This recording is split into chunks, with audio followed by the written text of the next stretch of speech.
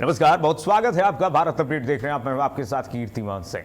अब बात करते हैं 9 बजे की 4 बड़ी खबरों की। सबसे पहले बात उस किताब की करेंगे जिसमें दर्ज है देश के 14वें राष्ट्रपति रामनाथ कोविंद की जिंदगी, संघर्ष, राष्ट्रपति भवन तक पहुंचने का सफर। प्रधानमंत्री नरेंद्र मोदी ने पूर्व राष्ट्रपति रामनाथ कोविंद की आत्मकथा Triumph of the Indian Republic, my life my struggles का विमोचन किया है। ये देखिए जरा पहली तस्वीर। पीएम मोदी ने नई पीढ़ी से इस किताब को पढ़ने की अपील की है। जेएनजीज को भी उन्होंने इस किताब को पढ़ने की अपील की है और कहा कि कोविंद की जीवन यात्रा और उनके अनुभवों से बहुत कुछ सीखा जा सकता है। यानी किताब के पन्नों में दर्ज है संघर्ष से शिखर तक पहुंचने की पूरी कहानी। और अब इस खबर से सीधे रुख करेंगे संसद का, दूसरी खबर का। ये देखिए जरा तस्वीर। एफसीआरए बिल पर जो संसद में आज बवाल हुआ है, सियासी घमासान तेज हो गया है। सदन में सत्ता पक्ष और विपक्ष आमने सामने हैं। संसदीय कार्य मंत्री किरण रिजिजू ने कांग्रेस पार्टी पर सदन में हमला बोलते हुए कहा कि जिस एफसीआरए बिल की मांग कांग्रेस ने की थी, अब वही इसका विरोध भी कर रही है। वहीं अखिलेश यादव ने सरकार के दावे पर पलटवार करते हुए कहा कि पूरा विपक्ष एफसीआरए संशोधन बिल के खिलाफ है। यानी संसद में बिल पर बहस के साथ सियासी वार पलटवार भी तेज हो गया है। और संसद के इसी गतिरोध के बीच अब गृह मंत्री अमित शाह ने विपक्ष को चर्चा की खुली चुनौती दे दी है। ओपन चैलेंज उन्होंने दिया है। अमित शाह ने कहा कि सरकार सदन में हर मुद्दे पर चर्चा के लिए पूरी तरह तैयार है। ये देखिए जरा तीसरी खबर। अमित शाह ने कहा कि विपक्ष के जो भी सवाल हैं उसका जवाब देने के लिए भी सरकार तैयार है। सरकार के पास छिपाने के लिए कुछ नहीं है। अमित शाह ने विपक्ष से अपील की कि लोकसभा में आज ही चर्चा शुरू की जाए और जरूरत पड़े तो प्रश्नकाल भी स्थगित किया जा सकता है। उन्होंने कहा कि वो खुद सदन में मौजूद रहेंगे और विपक्ष के हर सवाल का जवाब देने के लिए तैयार है। गृहमंत्री अमित शाह ने विपक्ष से साफ कहा कि अब फैसला विपक्ष को करना है कि चर्चा करनी है या फिर सदन में हंगामा करना है। यानी मॉनसून सत्र के गतिरोध के बीच सरकार और विपक्ष के बीच टकराव और तेज हो गया है। संसद की सियासत के बाद अब बात यूपी की राजनीति की करेंगे, चौथे बड़ी खबर की करेंगे, जिस पर आज देश ने देखा जिस खबर को, और यह खबर सुर्खियों में बहुत उत्तर प्रदेश की सियासत में गूंजती रही है। आप सोचिए, यूपी की राजनीति की यह खबर जहां शिवपाल यादव के बयान ने एक नया सियासी विवाद खड़ा कर दिया पूरे देश में। शिवपाल यादव अखिलेश यादव के चाचा और समाजवादी पार्टी के नेता शिवपाल यादव के बयान के बाद निषाद पार्टी के राष्ट्रीय अध्यक्ष डॉक्टर संजय निषाद ने जोरदार पलटवार किया। खास तौर पर रामपुर जेल में आजम खान से शिवपाल की मुलाकात को लेकर के संजय निषाद ने समाजवादी पार्टी पर निशाना साधा है और आरोप लगाया कि समाजवादी पार्टी आजम खान के साथ मजबूती से नहीं बल्कि धोखे के साथ खड़ी है। आपने सुना शिवपाल यादव ने कहा कि जितने भी मुस्लिम अपराधी हैं उन सबको हमारी सरकार आते ही छोड़ देगी। यानी कि उनके ऊपर जितने भी आपराधिक मुकदमे हैं वो सब झूठे हैं। इनडायरेक्टली ये कहना चाहते हैं शिवपाल यादव ने कहा कि आजम खान को हम गृह मंत्री बना देंगे। यानी कोविंद की किताब से संसद के एफसीआरए संग्राम तक और आजम खान से जौहर यूनिवर्सिटी तक 9 बजे की 4 बड़ी खबरों में सियासत का पारा लगातार चढ़ता हुआ नजर आ रहा है। और आपने देखा दिन भर इन्हीं खबरों पर आज पूरा देश टकटकी लगाए देख रहा था। ये 4 बड़ी खबरें आज से लेकर के कल तक की दिशा और दशा इन चारों खबरों ने तय किया है। आइए विस्तार से बात करते हैं इन खबरों की। प्रधानमंत्री नरेंद्र मोदी ने पूर्व राष्ट्रपति रामनाथ कोविंद की आत्मकथा Triumph of the Indian Republic, my life my struggles का विमोचन किया है। कार्यक्रम को संबोधित करते हुए पीएम मोदी ने नई पीढ़ी से अपील की है कि इसे पढ़ें और कोविंद की जीवन यात्रा को उनके शब्दों में जानें और उनके अनुभवों को जानें। पीएम मोदी ने कहा कि हर किसी को काफी कुछ सीखने को मौका मिलेगा। पीएम मोदी ने कहा कि आज हमें रामनाथ कोविंद जी की आत्मकथा के विमोचन का अवसर मिला।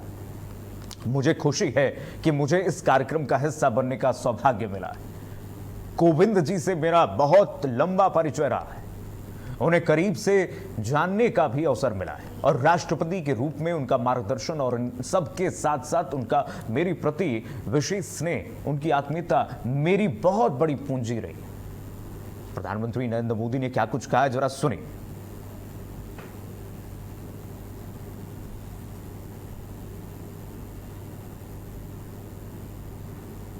रहा है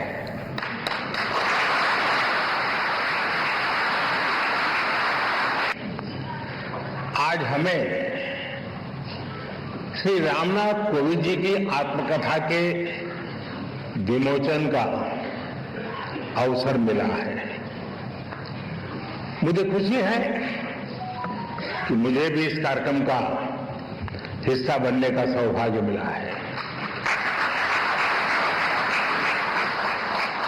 कोविंद जी से मेरा बहुत लंबा परिचय रहा है। उन्हें करीब से जानने का भी अवसर मिला है और राष्ट्रपति के रूप में उनका मार्गदर्शन और इस सब के साथ साथ उनका मेरे प्रति विशेष स्नेह, उनकी आत्मीयता, ये मेरी बहुत बड़ी पूंजी रही है। एक पारिवारिक कार्यक्रम। आइए बढ़ेंगे आगे। संसद में एफसीआरए संशोधन को लेकर के अब बात करेंगे। एफसीआरए संशोधन बिल को लेकर के घमासान संसद में तेज हो गया। बिल को लेकर के सत्ता पक्ष और विपक्ष आमने सामने है, जहां आज सदन में चर्चा के दौरान जमकर हंगामा देखने को मिला है। संसदीय कार्य मंत्री किरण रिजिजू ने विपक्ष पर, खास करके कांग्रेस पर निशाना साधते हुए कहा कि कांग्रेस ने ही एफसीआरए बिल की मांग की थी, लेकिन अब वही इसका विरोध कर रही है। वहीं समाजवादी पार्टी के राष्ट्रीय अध्यक्ष अखिलेश यादव ने सरकार के इस दावे पर पलटवार करते हुए कहा कि पूरा विपक्ष एफसीआरए संशोधन बिल के खिलाफ है। एफसीआरए संशोधन बिल पर सत्ता पक्ष और विपक्ष की सीधी टक्कर ने सियासी पारा चढ़ा दिया है। अब नजर इस बात पर है कि संसद में इस बिल को लेकर के आगे क्या रुख सामने आता है। ये एफसीआरए बिल को लेकर के लगातार जो विपक्ष का एजेंडा शिफ्ट हो रहा है, उस पर देश सवाल भी उठा रहा है। जो सरकार एफसीआरए ला रही है, इसके खिलाफ में हम पूरे विपक्ष के लोग हैं। और सभापति महोदय जो माननीय मंत्री जी कह रहे हैं, नहीं, माननीय मंत्री जी कह रहे हैं कि माइनॉरिटी के खिलाफ नहीं है। माननीय मंत्री जी बताएं, आज तक जो बिल लाए हैं, बिना माइनॉरिटी के खिलाफ कौन सा बिल लेकर के आए हो आप? कई दिनों से कांग्रेस पार्टी और बाकी लोगों ने मांग किया है कि ये जेपीसी में भेजा जाए। ये तो कांग्रेस पार्टी और बाकी विपक्ष के लोगों ने कहा कुछ प्रमुख बिल्स को ज्वाइंट पार्लियामेंट्री कमेटी या सिलेक्ट कमेटी या स्टैंडिंग कमेटी में रेफर किया जाए। जब हम महत्वपूर्ण बिल को रेफर कर रहे हैं तो इसका आपत्ति है। अगर किसी वेणुगोपाल जी या किसी पार्टी के मेंबर को इस बिल में आपत्तिजनक कोई चीज है या किसी वहां बिंदु पे इसका विरोध है, तो जेपीसी में आप अपना बात रख सकते हैं। जेपीसी में पर्याप्त समय मिलेगा और भी लोगों को बुला करके आप हियरिंग करेंगे। वो तो खुश होने का चक्कर में उल्टा, ये तो उल्टा बोल रहे हैं। ये तो मैं सोचा कि स्वागत करेंगे। जब जेपीसी भेजते हैं, जेपीसी में कोई मैटर भेजता है तो विपक्ष उसका स्वागत करता है। ये तो स्वागत करने की जगह में विरोध कर रहे हैं। तो अफसोस की बात है, कोई माइनॉरिटी को टारगेट नहीं है। ये पूरा देश को सुरक्षित रखने के लिए नियम बना रहा है। आइए, एफसीआरए संशोधन बिल क्या है, जरा ये जान लीजिए। विदेशी फंडिंग को नियंत्रित करने वाला कानून है, जिसमें वस्तु, मुद्दा या विदेशी प्रतिभूति भी शामिल है। सिर्फ कैश ही नहीं, विदेशी फंड के हर रूप पर नियम लागू है, चाहे वो एक्सचेंज हो, कोई भी प्रतिभूति हो या फिर कोई भी वस्तु। गृह मंत्रालय के तहत इसका संचालन होगा। विदेशी फंडिंग पर सख्त निगरानी। सब राजनीतिक दल, कोई भी सरकारी कर्मचारी, जनप्रतिनिधि, सब इसके दायरे में आएंगे। एनजीओ, सब, यानी कि कोई भी ऐसा व्यक्ति जिसे विदेशी फंडिंग मिल रही है, और न सिर्फ कैश बल्कि अगर उसे वस्तु कोई मिल रही है विदेश से, कोई भी एक्सचेंज हो रहा है, इसके दायरे में, एफसीआरए के दायरे में वो व्यक्ति होगा। ये है FCRA, foreign contribution regulatory act. आगे बढ़ेंगे।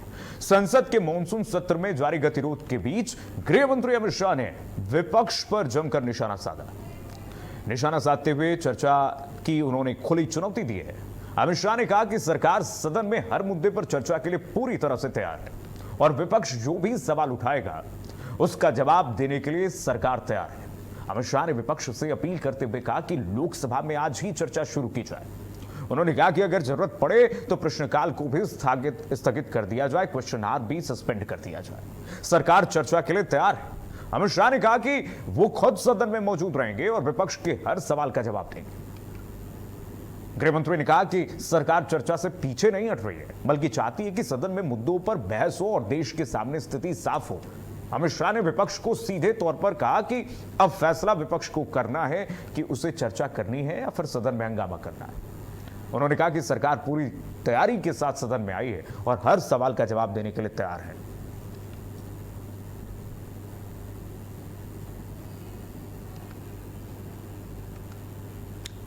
बड़ी खबर इस बीच आ गई है। गृह मंत्री अमित शाह से उत्तर प्रदेश के डिप्टी सीएम केशव प्रसाद मौर्य ने मुलाकात की है। बड़ी खबर इस बीच आपको बता दें, यूपी की राजनीति से जुड़ी एक बड़ी खबर। यूपी के डिप्टी सीएम केशव प्रसाद मौर्य ने गृह मंत्री अमित शाह से मुलाकात की है। केशव प्रसाद मौर्य ने दिल्ली में गृह मंत्री से मुलाकात की है। केशव प्रसाद मौर्य ने एक्स पर पोस्ट करके इस बात की जानकारी दी है, पुष्टि की है, तस्वीर साझा की है उन्होंने। ये देखिएगा, उत्तर प्रदेश के उप मुख्यमंत्री हैं केशव प्रसाद मौर्य। केशव प्रसाद मौर्य ने गृह मंत्री अमित शाह से मुलाकात की है और किन मुद्दों पर यह मुलाकात की है गृह मंत्री से उन्होंने, अब इस पर भी अटकलें उत्तर प्रदेश की सियासत में लगाई जाएंगी।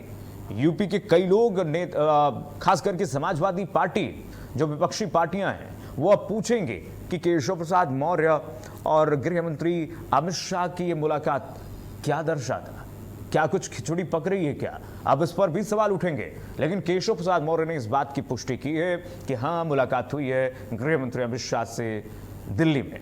केशव प्रसाद मौर्य का ये दिल्ली में गृह मंत्री अमित शाह से औपचारिक भेंट की तस्वीर हम आपकी टीवी स्क्रीन पर दिखा रहे हैं। केशव प्रसाद मौर्य ने सोशल मीडिया प्लेटफॉर्म एक्स पर पोस्ट करके इस बात की पुष्टि की है, जानकारी दी है। ये तस्वीरें दोनों नेताओं के बीच में मुलाकात हुई है।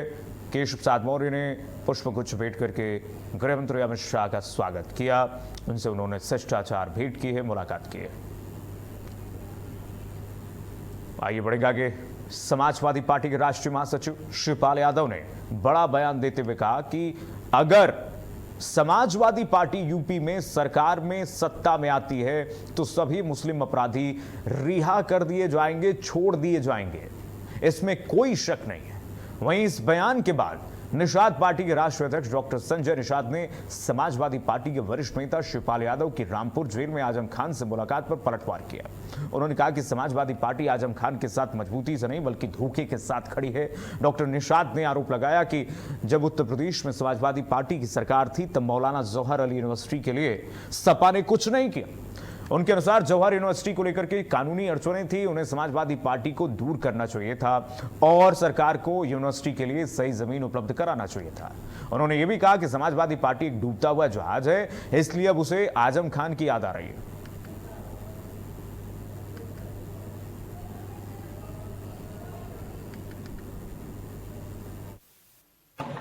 बिल्कुल, जितने भी झूठे केस अगर लगाए हैं सब बातें बिल्कुल, जितने भी झूठे केस अगर लगाए हैं सब बातें। अब इसको दूसरे शब्द में कह सकता कि मजबूती में बल्कि धोखे के साथ खड़ी है। सरकार थी तब कुछ किया नहीं।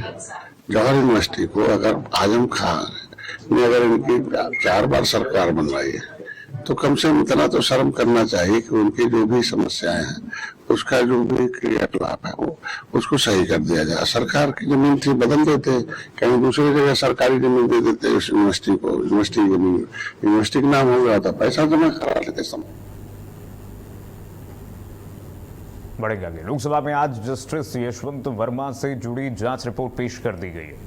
मार्च 2025 में उनके आवास पर आग लगने के बाद स्टोर रूम से अजली कैश मिलने का मामला सामने आया था, जिसने देश भर में सुर्खियां बटोरी थीं, लोगों को हैरान कर दिया था। मामले की जांच के लिए लोकसभा अध्यक्ष ओम बिरला ने 3 सदस्यीय समिति का गठन किया था। अब समिति की रिपोर्ट संसद में पेश कर दी गई है। रिपोर्ट में क्या सामने आया है और इस मामले में आगे क्या कार्रवाई होगी, इस पर सबकी नजरें टिकी हुई हैं। फिलहाल जांच रिपोर्ट के संसद में पेश होने के बाद मामले ने एक बार फिर से तूल पकड़ लिया। तो अब देखिए, स्टोर रूम से जो कैश बरामद हुआ था, पूरा रूम, जस्टिस साहब के पूरे रूम में कैश की गड्डियां रखी हुई थी और ये तो आग लगी तो सबके सामने ये पूरा मामला खुलकर आ गया, एक्सपोज हो गया। आप सोचिए इस देश में किस तरह से ये लोग अपने पद का दुरुपयोग करते हैं और अथाह संपत्ति बनाते हैं। ऐसे लोग जो बड़े पदों पर रहते हैं, न्याय के पदों पर रहते हैं, जिनसे जनता को उम्मीद होती है कि वो न्याय देंगे, ये खुद अपनी जेब गर्म करते हैं। ऐसे लोगों के लिए एक रिपोर्ट पेश की गई है लोकसभा में जस्टिस वर्मा के खिलाफ। अब देखते हैं इस पर क्या कार्रवाई होगी जस्टिस वर्मा के खिलाफ। आगे बढ़ेंगे, अब बात करेंगे अयोध्या की। राम मंदिर सीईओ के लिए आज की इंटरव्यू जो है वो साक्षात्कार समाप्त कर दी गई है। 2 दिनों में 18 लोगों ने साक्षात्कार दिया है, इंटरव्यू दिया है। राम मंदिर सीईओ के लिए इंटरव्यू कल भी जारी रहेगी। राम मंदिर ट्रस्ट को 3 नाम देंगे। जो ज्यूरी मेंबर हैं वो एक नाम राम मंदिर ट्रस्ट तय करेगा और उसके बाद सीईओ घोषित कर दिया जाएगा। 2 सितंबर को ट्रस्ट बैठक में इसकी घोषणा होने वाली है, जिस पर सबकी निगाहें इस वक्त हैं, जब सबकी नजर इस पर है और सभी राम मंदिर ट्रस्ट से जुड़े लोग इसकी प्रतीक्षा कर रहे हैं। तो राम मंदिर का अगला सीईओ कौन होगा वो बहुत जल्द ही घोषित कर दिया जाएगा। 2 सितंबर को कहा जा रहा है कि ट्रस्ट बैठक में इसकी घोषणा होने वाली है आधिकारिक तौर पर। लेकिन फिलहाल जो इंटरव्यू चल रही है, ये देखिए जरा, इंटरव्यू जो साक्षात्कार यहां पर किया जा रहा है उसमें करीब 25 लोगों ने अभी तक इंटरव्यू दे दिया है और आज भी इंटरव्यू हुआ।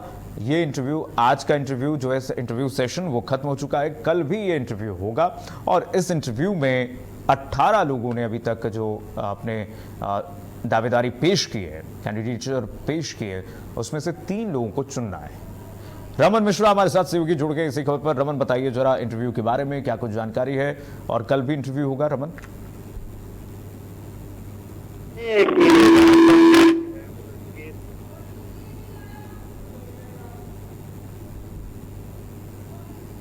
किया था जिसमें कि काफी इंटरव्यूज के बाद कई एलिजिबिलिटीज के देखने के बाद में 18 लोगों को शॉर्ट लिस्ट किया गया था। परसों से उनका इंटरव्यू चल रहा है 18 लोगों का। कैसे वो व्यवस्था को संभालेंगे, कैसे भीड़ मैनेजमेंट करेंगे, धार्मिक व्यवस्था कैसे चलेगी, तमाम सुरक्षा व्यवस्था कैसे देखेंगे, तमाम मुद्दों को लेकर आज जो पैनल कल से बैठा हुआ है 3 चयन समिति में जो 3 सदस्यीय पैनल है वो लोगों से बात कर रहा है। और आपको जैसा कि सुबह भी बात की गई थी कि 18 लोगों का नाम है और बहुत गहनता से इंटरव्यू हो रहा है, एक पॉइंट देखा जा रहा है। तो आपको बता दें कि बिल्कुल एक पॉइंट देखने के कारण से जो इंटरव्यू लंबा जा रहा है, इसलिए 18 लोगों का इंटरव्यू आज माना जा रहा था खत्म हो जाएगा। लेकिन जिस तरह सूत्रों से जानकारी मिली है कि इंटरव्यू अभी और लंबा चलेगा, यानी कल तक का 18 के 18 लोगों का इंटरव्यू पूरा होगा और उसके बाद में जो सितंबर में जो कमेटी की बैठक है उसमें 3 नाम रखे जाएंगे और जो ट्रस्ट की जो मेन टीम है, जो कार्यकारी जो अध्यक्ष हैं, अभी कार्यकारी जो पावर में बनाए गए, अभी हालांकि महासचिव का पद अभी खाली है, सभी लोग बैठकर तय करेंगे कि आखिर कौन सा नाम ऐसा है जो राम मंदिर की प्रतिष्ठा और राम मंदिर से जुड़े श्रद्धालुओं की आस्था को बचा कर रखेगा। ठीक है, बहुत शुक्रिया रमन। बढ़ेंगे आगे। एक बड़ी खबर इस बीच आ रही है, बताते हैं उन्नाव में हर घर तिरंगा अभियान और स्वतंत्रता दिवस की तैयारियों को लेकर के जिलाधिकारी घनश्याम बीड़ा ने अधिकारियों के साथ बैठक की है। जिलाधिकारी ने निर्देश दिए कि हर जिले में हर घर तिरंगा कार्यक्रम पूरे भव्यता के साथ आयोजित किए जाएं और सभी अधिकारी इसमें बढ़ चढ़ करके हिस्सा लें। उन्होंने ग्रामीणों और शहरी क्षेत्रों में विशेष सफाई अभियान चलाने के निर्देश दिए हैं। डीएम ने कहा कि झंडे के प्रोटोकॉल का विशेष ध्यान रखते हुए हर घर पर तिरंगा सम्मान और प्रतिष्ठा के साथ फहराया जाए। इसके साथ ही शैक्षणिक संस्थानों में स्वतंत्रता दिवस के अवसर पर भव्य कार्यक्रम, तिरंगा रैली, ध्वजारोहण और प्रभात फेरी आयोजित कराने के निर्देश भी दिए गए। जिलाधिकारी ने तैयारियों में किसी भी स्तर पर लापरवाही नहीं बरतने की सख्त हिदायत भी दी है। वहीं यूपी के गौतम बुद्ध नगर के बिसरख थाना पुलिस ने फर्जी जीएसटी अधिकारी बनकर के 29 लाख रुपए हड़पने वाले गिरोह का खुलासा किया है। पुलिस ने मामले में 5 आरोपियों को गिरफ्तार करके पूरी रकम बरामद कर ली है। आरोपियों के कब्जे से 24,50,000 रुपए नकद और 4,50,000 रुपए के सोने चांदी के आभूषण बरामद हुए हैं। आरोपियों ने जीएसटी कंसल्टेंट को फर्जी ई-वे बिल सत्यापन और जेल भेजने की धमकी दे करके उसकी कार में बैठ करके 29 लाख रुपए वसूल किए थे। पुलिस ने आरोपियों के पास से 2 कार, 7 मोबाइल फोन और पुलिस सब इंस्पेक्टर की वर्दी और दिल्ली सिविल डिफेंस की वर्दी भी बरामद की गई है। जांच में सामने आया कि मुख्य आरोपी पीड़ित को पहले से जानता था।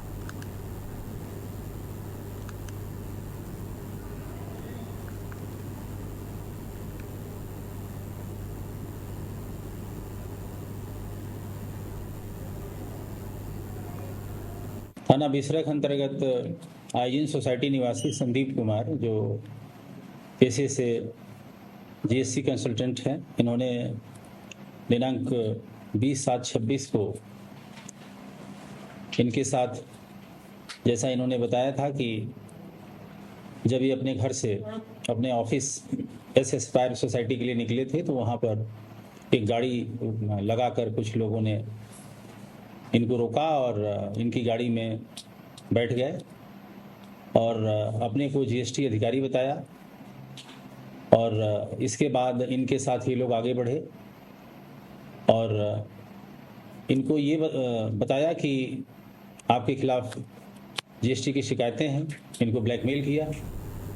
वहीं यूपी के कानपुर में शराब कारोबारी तिलक राज शर्मा ने कई ठिकानों पर आयकर विभाग की छापेमारी से हड़कंप मच गया है। आयकर विभाग की टीमें कारोबारी के कार्यालय पर, फैक्ट्री समेत कई ठिकानों पर पहुंची। जानकारी के मुताबिक टैक्स चोरी की सूचना के आधार पर यह कार्रवाई की गई है। आयकर विभाग की टीमें दस्तावेजों के साथ कंप्यूटर और लैपटॉप भी खंगाल रही हैं। छापेमारी के दौरान कारोबारी से जुड़े लेन देन और अन्य वित्तीय रिकॉर्ड की जांच की जा चुकी है। कार्रवाई के बाद कानपुर के शराब कारोबारियों में हड़कंप की स्थिति है। फिलहाल आयकर विभाग की जांच जारी है और कार्रवाई पूरी होने के बाद ही तस्वीर साफ होगी।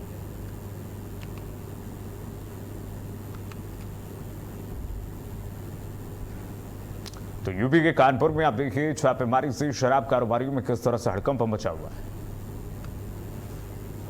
और यूपी के पीलीभीत के प्रशांत सिंह उर्फ आशु गोलीकांड में पुलिस जांच के बाद बड़ा खुलासा हुआ है। प्रशांत सिंह ने शुभम शर्मा पर गोली मारने का आरोप लगाया था और जमीनी विवाद को लेकर के उसके खिलाफ मुकदमा दर्ज कराया था। पुलिस जांच में सामने आया है कि प्रशांत ने कथित तौर पर खुद को गोली मार करके पूरी घटना को अंजाम दिया और दूसरे व्यक्ति को फंसाने की कोशिश की।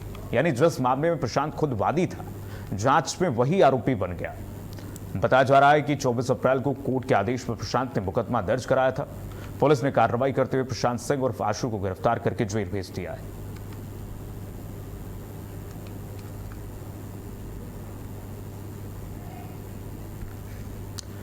तो देखिए, अब इस मामले में पुलिस जांच कर रही है अलग अलग एंगल से और पुलिस सघनता से इस मामले में पूछताछ कर रही है। अन्य आरोपियों की भी तलाश जारी है। पुलिस ने इस पूरे मामले से जब जांच की है, जो शिकायत करता था वही इसमें आरोपी पाया गया है। और देखिए, पुलिस ने विस्तार से प्रेस पत्र जारी किए है और इसमें इस पूरे मामले की जानकारी दी है। बढ़ेंगे आगे। यूपी मेरठ, सहारनपुर, उन्नाव और वाराणसी 4 जिलों में बारिश और बढ़ते जलस्तर ने चिंताएं बढ़ा दी हैं लोगों की। लगातार हो रही बारिश का असर अब इन इलाकों में साफ दिखाई दे रहा है। कई जगह नदियों का जलस्तर तेजी से बढ़ रहा है, जिससे निचले इलाकों और नदी किनारे बसे लोगों पर खतरा मंडरा रहा है। मेरठ, सहारनपुर, उन्नाव और वाराणसी 4 शहर, 4 तस्वीरें और हर जगह बढ़ते जलस्तर की एक बड़ी चिंता। लगातार हो रही बारिश ने हालात बिगाड़ने शुरू कर दिए हैं। आपकी टीवी स्क्रीन पर देखिए जरा 4 तस्वीरें क्या कह रही हैं। कहीं नदियां उफान पर हैं तो कहीं घाटों और निचले इलाकों में पानी पहुंचने लगा है। वाराणसी की तस्वीर देखिए जरा। वाराणसी में गंगा का जलस्तर लगातार बढ़ रहा है, कई घाटों का संपर्क टूट चुका है पूरी तरह से, और मणिकर्णिका घाट पर जो मंदिर है रत्नेश्वर महादेव मंदिर, उसका करीब आधा हिस्सा देखिए जरा कैसे जलमग्न हो गया है। वहीं मेरठ, सहारनपुर और उन्नाव में भी बारिश का बढ़ते जलस्तर को लेकर के प्रशासन अलर्ट मोड पर है। नदी और जलाशयों के आसपास के इलाकों पर निगरानी बढ़ाई जा रही है और लोगों से सावधानी बरतने की अपील की जा रही है। चारों शहरों से आई तस्वीरें बता रही हैं कि पानी का बढ़ता दायरा अब चिंता बढ़ा रहा है लोगों का। मेरठ से सहारनपुर, उन्नाव से वाराणसी, जलस्तर की ये 4 तस्वीरें भयावह हैं, लोगों को चिंता में इस वक्त डालती हुई नजर आ रही हैं। प्रशासन भी अपनी तरफ से तैयारियां बरत रही है, प्रशासन की तरफ से अपनी तैयारियां हैं, लेकिन लोगों को भी सतर्क रहने की आवश्यकता है। चलिए फिलहाल के लिए बस इतना ही। खबरें लगातार जारी, देखते रहे भारत अपडेट।